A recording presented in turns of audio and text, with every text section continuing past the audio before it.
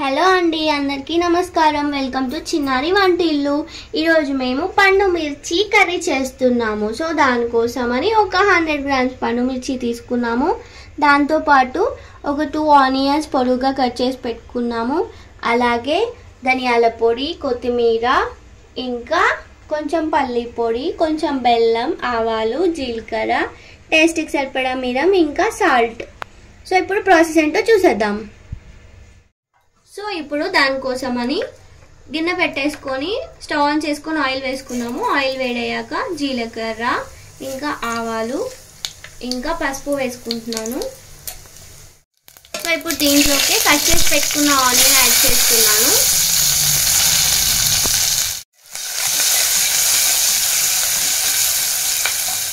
So onion కొంచెం లైట్గా roast అయ్యాక మిర్చి యాడ్ చేస్తున్నాను.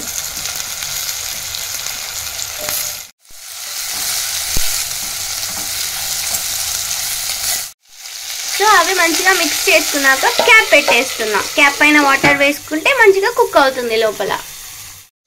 సో ఒక 1 మినిట్ అయ్యాక క్యాప్ తీసేసుకొని కలుపుకుంటున్నాను.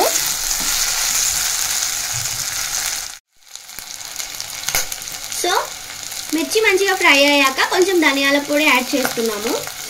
దాంతోపాటు పల్లీల పొడి, పల్లీలు వేయించి గ్రైండ్ చేసి పెట్టుకున్నాం అన్నమాట. సో పల్లీల పొడి, అలాగే కొంచెం బెల్లం, ఆ టేస్ట్లన్నీ బ్యాలెన్స్ అవ్వాలి కాబట్టి. సో దాంతోపాటు కొత్తిమీర కూడా వేసేసుకొని మిక్స్ చేసేసుకుంటున్నాము. సో అన్నీ మిక్స్ చేసేసుకున్నాక లైట్గా వాటర్ యాడ్ చేస్తున్నాను.